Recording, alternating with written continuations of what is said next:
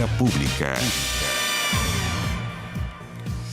¿Cómo están ustedes? Muy buenas noches. Bienvenidos a Vía Pública. A pesar de que durante las últimas horas se conoció el ingreso de un requerimiento de 43 diputados de oposición de inconstitucionalidad en el Tribunal Constitucional en contra de una iniciativa, el proyecto de ley promulgada esta mañana por parte del Ejecutivo, mediante el cual se endurecen las penas o los castigos para quienes no cumplan con las cuarentenas decretadas en esta pandemia del coronavirus o infrinjan cualquier norma sanitaria impuesta por la autoridad. Bueno, fue ratificado desde el Tribunal Constitucional. Explicaron que una ley que está promulgada cuando ingresa la toma de razón en la Oficina de Partes de la Contraloría General de la República y no necesariamente en el momento en que aparece publicada en el Diario Oficial. El gobierno ingresó el decreto promulgatorio de la ley a la Oficina de Partes ayer, pasadas las 18 horas. Pese a lo anterior, desde el Tribunal Constitucional informaron que en sesión extraordinaria programada para mañana viernes a las 12:30 del día se analizará la admisibilidad de esta impugnación que se ha puesto. Ha sido todo un conflicto, un problema, pero el tema es que tenemos claro de que de alguna manera tenemos que castigar. Algunos dicen que es mucho la cárcel, otros dicen, está bien, pero que hay que castigar y hay que asociar y que cada uno de nosotros asocie que no nos va a salir gratis la responsabilidad, no nos va a salir gratis el abanicarnos al que le pasa al del lado.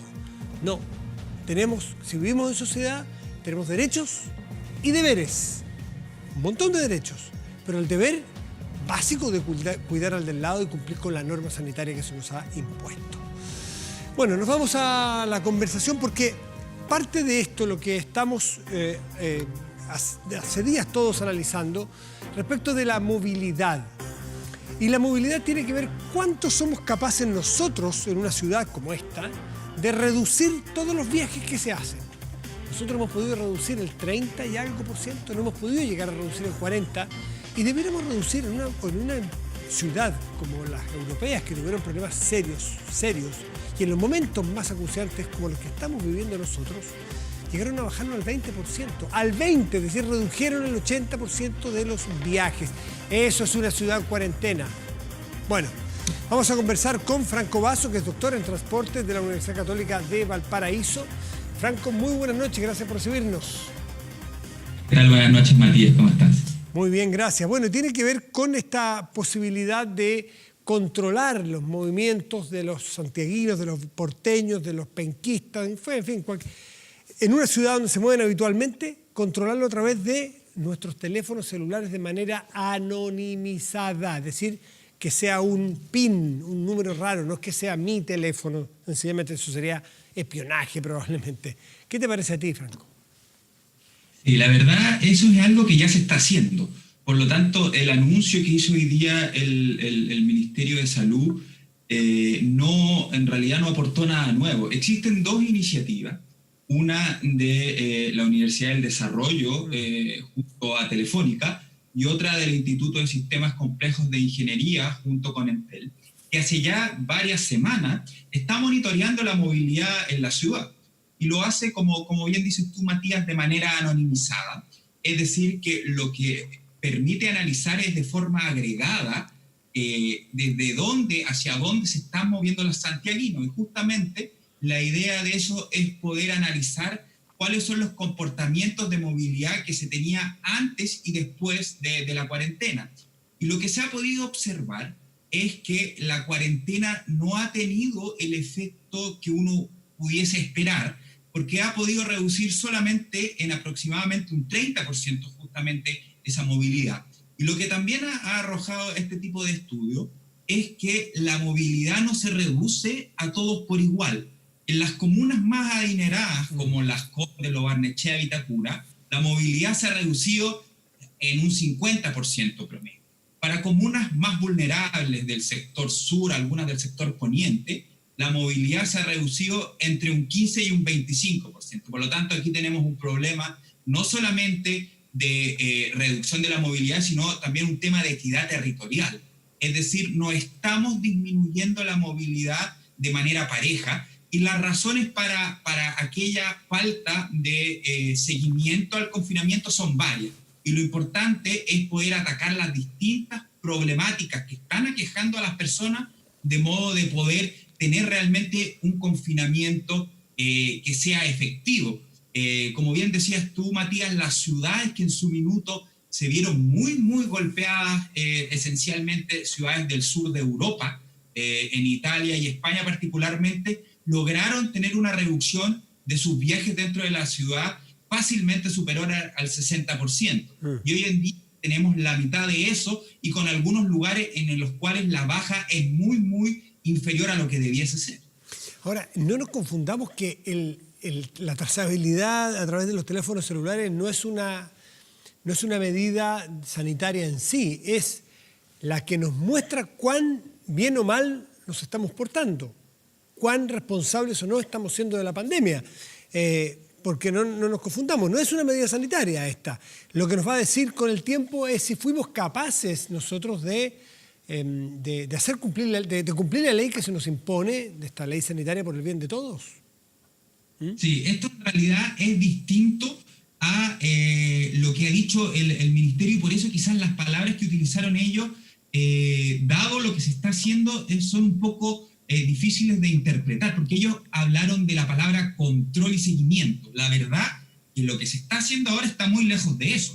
Uno podría pensar en control y seguimiento con otro tipo de estrategias que se hicieron, por ejemplo, en Corea del Sur. En Corea del Sur, las personas que tenían COVID esencialmente, ellos podían bajar una aplicación, y con esa aplicación se podía hacer una trazabilidad persona a persona para saber qué tan cerca había estado tú de una persona con COVID, verificar si es que esa persona con COVID había respetado la cuarentena o no. Algo similar se hizo en Francia, lo que provocó tremendas discusiones legales y filosóficas con respecto a la pertinencia de poder entregar los datos.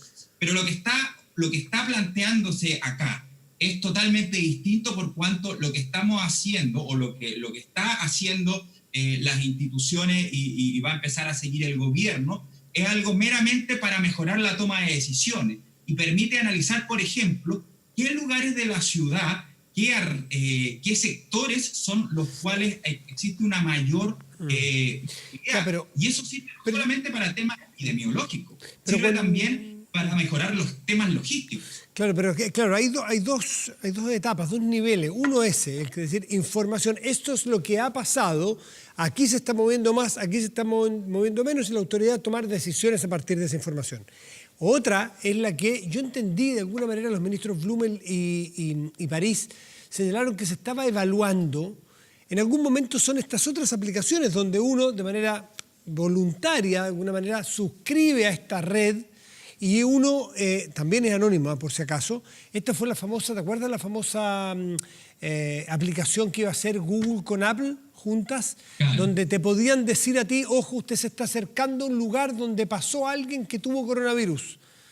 O cuando yo tengo coronavirus, saber de qué otras personas estuvieron cerca y poder llamarlas y decirle, mire, usted no sabe, pero pasó cerca de una persona que tuvo coronavirus en el metro. Por lo tanto, vaya a hacerse un examen. Eso está en evaluación, aparentemente. No me queda del todo claro. Yo escuché hoy en día muy atentamente lo que dijo el ministro de Salud, lo que dijo la ministra Hood, y los periodistas le hicieron esa pregunta de manera directa, y lo que respondió el ministro de Salud es que esto se va a hacer de manera agregada. Y evidentemente eso, es decir, hacer análisis de movilidad de manera agregada, es más similar a lo que ya se está haciendo, que es lo que se hizo en Corea del Sur, porque en realidad cuando tú quieres y puedes responder a preguntas del estilo, si me estoy acercando a una zona donde pasó alguien con COVID, tú necesitas necesariamente hacer un seguimiento persona a persona. Y hoy día insistió el ministro, hay que pedirle precisiones sin lugar a dudas, insistió en que esto iba a ser anonimizado y de forma agregada. Por lo tanto, habría que preguntarle muy concretamente cuáles son las políticas y los estudios que se piensan hacer. Ahora, este tipo de análisis, como bien decías tú, Matías, no solamente sirve para poder saber si se está cumpliendo o no la cuarentena, sirve para una serie de problemas logísticos que uno puede empezar a resolver y que pueden servir directamente a las personas. Por ejemplo, uno podría cruzar datos para saber en qué lugares se está moviendo más la gente, de modo de, por ejemplo, quizás llegar con ayuda en términos de las cajas de alimentos, Claro, un tema que se ha discutido pero ampliamente. te fijas, Franco, que son ejemplo, decisiones a partir de actividad de las personas. Efectivamente, se utiliza esta información para mejorar la toma de decisiones. Y otro ejemplo, las fiscalizaciones. Las fiscalizaciones hoy en día se están haciendo, la verdad, mucho por instinto de las policías, de los carabineros. Se está utilizando poco los datos, la verdad. Y lo que a uno le gustaría es que, utilizando esta información, que según entiendo ahora va a comenzar a recopilar de una manera más periódica y más ordenada el Ministerio de Salud, es, por ejemplo, utilizar herramientas que existen en la literatura de investigación operativa que indican en qué lugares a mí me conviene ubicar a los fiscalizadores para maximizar la cantidad de personas potencialmente infractoras. Y eso es tremendamente relevante porque la capacidad, la cantidad de militares y de carabineros no es infinita. Por lo tanto, cada persona que yo tengo que poner a fiscalizar, lo tengo que hacer de una forma en la cual se maximice la eficiencia. Y claramente eso también se va a dar si es que yo le coloco algo de aleatoriedad a esto. Evidentemente, si están siempre los carabineros en el mismo lugar, las personas, incluso con estas aplicaciones como Waze o Google, van a poder sortear esa información. Tenemos que tener un sistema inteligente que ubique la fiscalización y, por sobre todo, que utilice esta información de movilidad, no solamente para saber si se cumplen las cuarentenas o no, sino para saber cómo podemos llegar efectivamente con la ayuda a la gente para que se pueda tener una cuarentena efectiva. Existen múltiples causas, el hacinamiento, mucho trabajo informal, y eso, con toda esa información, podemos tratar de ir encapsulando dónde están esas personas y tratar de llegar a las causas, porque la gente que sale, no es que salga porque quiere ir a dar un paseo, la mayoría sale porque tiene necesidades, y este tipo de información, este tipo de datos grandes, lo que se llama un análisis de Big Data, me permite determinar estas zonas e ir con una ayuda mucho más concisa. Franco, tú como ingeniero especialista en transporte, me imagino que este tipo de mapas de calor, le llaman incluso algunos, ¿cierto? Donde están los mayores movimientos, se utilizan hace rato para diseñar, autopistas, para diseñar vías, para diseñar flujos. ¿Y para qué decir al futuro cómo va a ser después de que ahora sabemos que se le está poniendo bastante más tinca y más recursos a estas tecnologías por las razones obvias? Pero esto es una tecnología que ya se usa, ¿no? Hace un tiempo. No, sin lugar a duda. Existe, estos son lo que se llaman los datos pasivos en un contexto de Big Data. En transporte, de hecho, justamente estos análisis de grandes bases de datos hace parte de mi especialidad y la que se desarrolla ya en el doctorado que tenemos en la Pontificia Universidad Católica de Valparaíso. Este tipo de cosas permite mejorar la toma de decisiones no solamente en un contexto de pandemia, que es lo que estamos conversando hasta ahora, sino en temas, por ejemplo, relacionados al transporte público. Cada uno de los 6.600 buses que tiene el Transantiago tiene un GPS, y cada 30 segundos en la Católica de Valparaíso nosotros vamos recibiendo información que nos permite ir haciendo estudios que ayuden a la toma de decisiones. Por ejemplo, durante los últimos días nos publicaron un artículo con un tesista que se llama Luis Martínez de la UDP, y en el cual nosotros medimos con información de GPS cuál es la accesibilidad a oportunidades, pero basado con datos reales de GPS. Es decir, a qué porcentaje del total de los hospitales, por ejemplo, puedo acceder yo en transporte público en una ventana de tiempo. Y ese tipo de información que antes no estaba disponible o que era muy cara de obtener, ahora permite ir tomando decisiones cada vez más en tiempo real. Y si antes había que hacer una encuesta que se llama la encuesta de origen-destino, 10 años, que había mucho dinero, ahora podemos tener esa información de cómo se mueve la gente con una muestra muy grande todos los días. Y evidentemente eso va a ayudar no solamente a definir eso, sino, por ejemplo, a determinar qué rutas en los buses, por ejemplo, están más congestionadas, qué buses requieren apoyo o cómo podemos nosotros rearmar la estructura de transporte para hacerla más eficiente. Este tipo de análisis de Big Data es algo que llegó para quedarse, que para muchas personas es algo novedoso porque ahora se está utilizando para algo tan importante como una pandemia, pero es algo que yo diría que hace 5 años ya está tomándose y los científicos en realidad estamos justamente para tratar de ayudar a tomar las mejores decisiones con evidencia. Franco Basso, doctor en Transporte y académico de la Pontificia Universidad Católica de Valparaíso, te quiero agradecer mucho por esta conversación esta noche. Muchas gracias, Matías. Que estés muy bien, cuídate. Chao, chao. Hacemos una pausa y volvemos aquí en Vía Pública.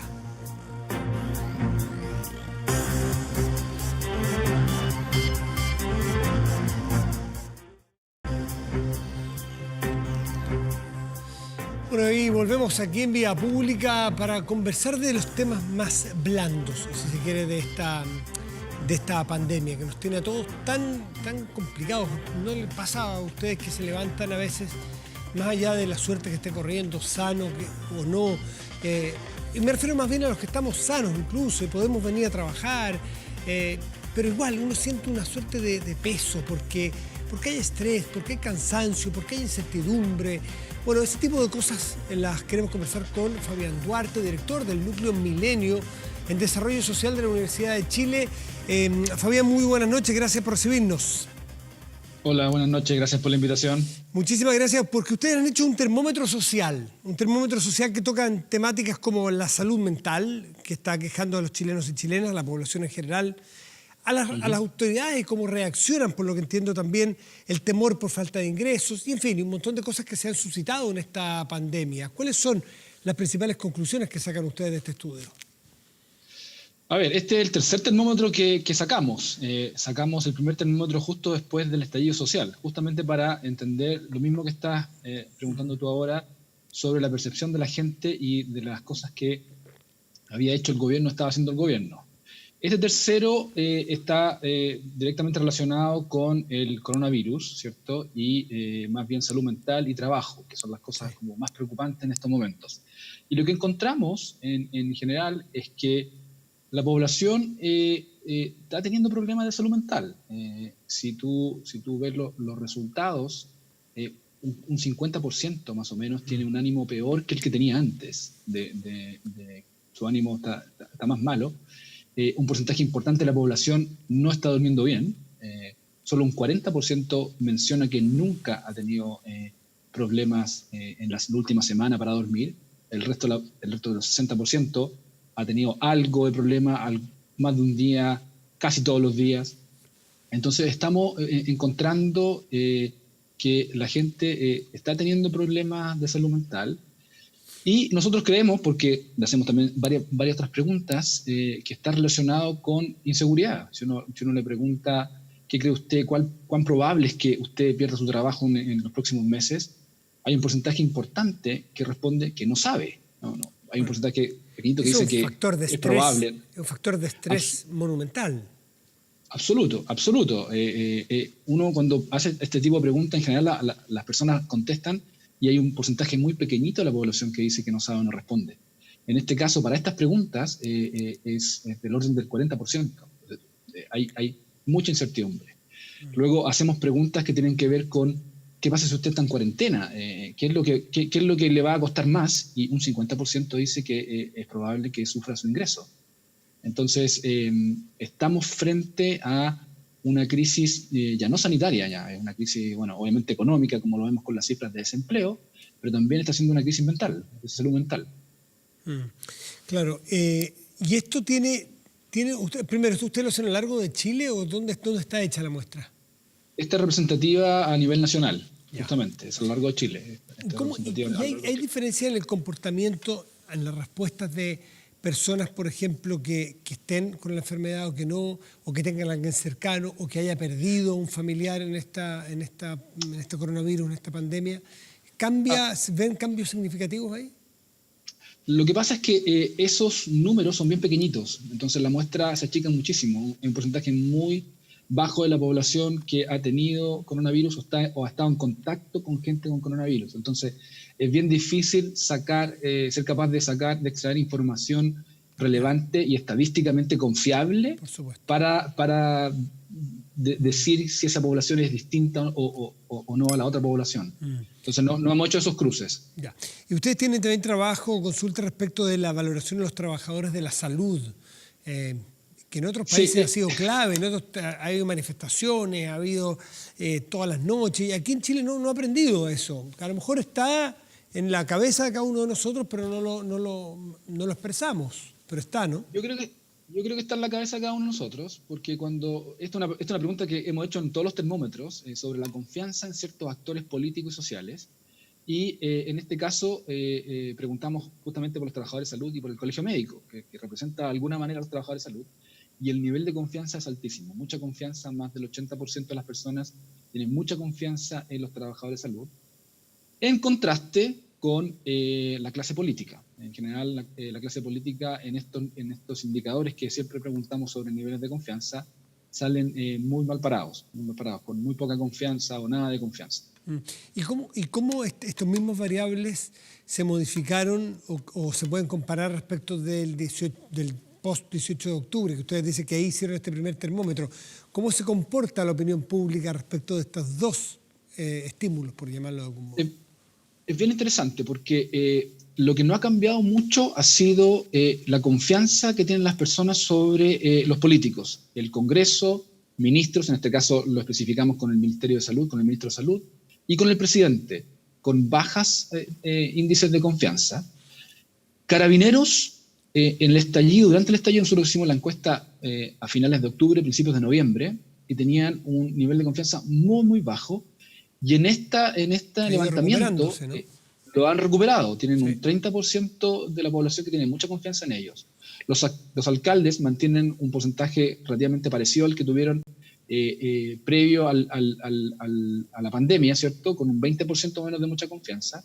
Y ahora no preguntamos por los bomberos, pero los bomberos fueron los que en su momento tuvieron el mayor puntaje, el mayor indicador de confianza de la población. ¿Y la prensa en general? Y después, si tiene respuesta radio. La prensa. ¿Cómo? Sí. No preguntamos esta vez por la... La prensa estaba muy cuestionada por los manifestantes para el 18 de octubre en la calle, por ejemplo. Hubo bastantes equipos de prensa que sufrieron agresiones, ataques directamente. Sí, eso es correcto. Esta vez no preguntamos por la confianza en los medios de comunicación. Lo que sí preguntamos es dónde usted obtenía una fuente de información. Y sorprendentemente, el 70% de las personas dijo que la televisión. Ahora, bueno, no tiene por qué ser tan sorprendente. La gente está en sus casas todo el día, entonces es un medio de información importante. En nuestras mediciones anteriores, la televisión no era tan importante, no era tan relevante, era más relevante las redes sociales. Sí. Ahora pasó a un segundo lugar las redes sociales. Fabián, si la incertidumbre en esta epidemia, en la incertidumbre y básicamente en lo laboral y naturalmente en lo sanitario también, ha sido central y crucial por lo que me explicabas, ese factor no aparecía después del 18 de octubre, la gente no tenía sensaciones de incertidumbre o más bien era a lo mejor otras sensaciones, pasión, entusiasmo, pena, rabia, pero la incertidumbre no estaba presente, ¿o sí? No estaba tan presente ni tan patente como está ahora. Había algo de incertidumbre hacia el futuro, pero no era tan característica como la que vemos ahora. Hay una especial característica sobre incertidumbre de mi trabajo, mi salario. Algo que también nos sorprendió mucho en esta medición fue que afloró el sentimiento de rabia. Hay un 30% de la población que tiene mucha rabia, ¿cierto? Versus un 27% que tiene miedo, que era algo que aparecía en la encuesta anteriores. Por lo tanto, la gente está cambiando un poquito su sentir.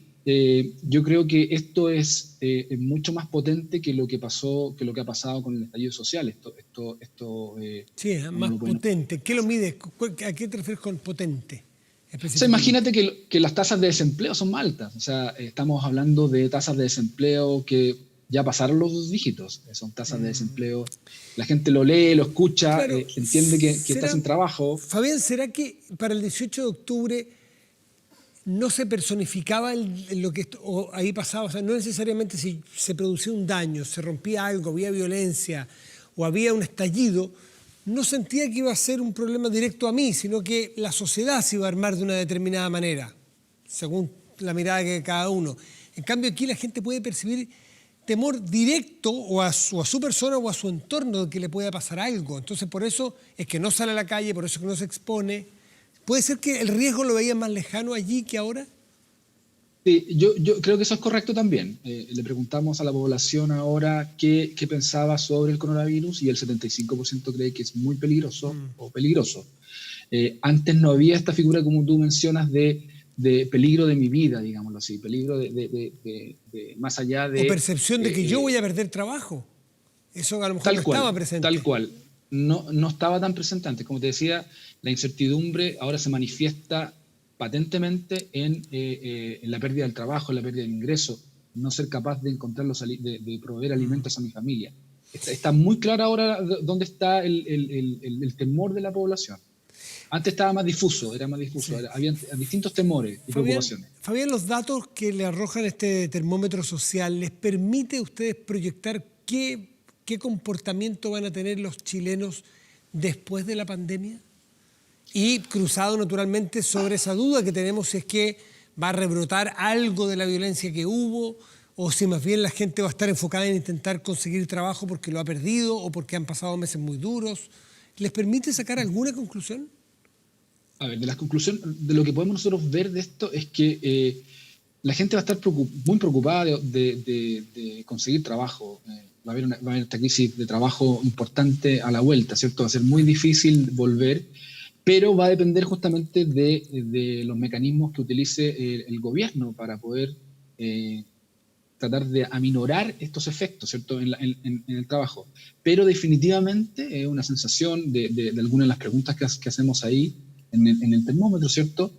Que la gente sigue estando preocupada digamos, por los posibles cambios que van a venir, y la rabia que se está acumulando, como te decía yo creo que se va a manifestar de alguna manera una vez que pase esta crisis, va a venir una crisis, como te digo yo, económica fuerte. O sea, recuperar trabajo no es tan sencillo, lo hemos visto en otras crisis, es difícil, no es tan sencillo. Entonces, eso va a agregarle, ¿cierto? Va a echarle un poquito más de benzina al fuego, y uno se imagina que va a venir un estallido quizás 2.0, donde esto justamente va a ayudar a que la gente justamente salga y reclame por ciertos derechos, ¿cierto? Sí, pero ahí está pidiendo hace tiempo. puede ver que, dada la falta de trabajo, niveles de ingreso más deteriorados, la gente salga a la calle con más rabia o que salga con más ganas de pedir, de demandarle a los políticos cambios en las políticas. Pero por otra parte, puede contrarrestarnos hasta qué punto el que romper el metro o quemar el no sé qué o romper un kiosco de una señora que en el centro se está sacando la mugre, dejarla sin trabajo, la gente va a tener a lo mejor más sensibilidad de cuidar las cosas, de no destruir la ciudad, en fin, más empatía con el resto que sabe que lo estamos pasando todos muy mal. ¿Puede contrastar eso? ¿O tú crees que definitivamente viene un 2.0? No. Yo esperaría que las personas fueran más empáticas, definitivamente. Pero eso no significa que no salgan a protestar ya, claro, a marchar, ¿cierto? Sí, la protesta es otra hacer cosa. Presión. Yo me refería a la violencia, no a la protesta. Que la violencia es, nosotros cuando medimos, justamente también medimos la violencia en los otros termómetros, y la violencia es bastante focalizada, es bastante localizada, no es una violencia, digámoslo, Generalizada. sistémica, generalizada, No, claro. Es una violencia bien focalizada. Esa violencia es probable que siga. Yo creo que esa violencia va por otro carril, no por el carril que yo creo que la mayoría de la gente quiere que se hagan cambios. La mayoría de la gente no quiere que se hagan cambios a través de destruir todo. Eso lo vimos, como te decía yo, lo vimos en el termómetro anterior. La gente no le gustaban ese tipo de cosas, no aprobaba ese tipo de cosas, pero sí aprobaba los cambios, sí aprobaba la lucha, sí aprobaba la constante presión para tener un sistema económico distinto. Entonces, yo creo que esa violencia que tú estás mencionando es probable que siga existiendo, y que aparezca nuevamente luego que salgamos de esto. Y quizás se exacerbe, como digo yo, porque lo que vemos ahí es un sentimiento de rabia incrementándose. Claro, la cesantía y el desempleo, un caldo de cultivo siempre a cosas muy inesperadas. Agregas eso, entonces el resultado no parece ser algo o sea, estas cosas no van a ir en contra de que la gente no salga, o sea, va a salir. Ahora, yo de nuevo digo esto es endógeno, esto depende de qué es lo que hace el gobierno de aquí para adelante. Cuán rápido es en llegar a ayudar a las pymes, a las firmas, a las personas, cuán rápido es, cuán efectivo es en esa ayuda, cuánto siente la población que está siendo protegida. Eso, entonces, bueno, eso cambia la percepción y cambia el comportamiento de las personas. Entonces, como digo, es endógeno. Hoy día no. Hoy día claramente las cosas están como muestra la encuesta. Así. Fabián Duarte, director del Núcleo Milenio de Desarrollo Social de SOC de la Universidad de Chile, en este trabajo conjunto con Microdato de la Universidad de Chile, con el Centro de Estudio de Conflicto y Cohesión Social, el COES. Muchísimas gracias por estar con nosotros esta noche. Muchas gracias por la invitación. Que te vaya muy bien, Fabián. Hacemos una pausa y volvemos aquí en Vía Pública.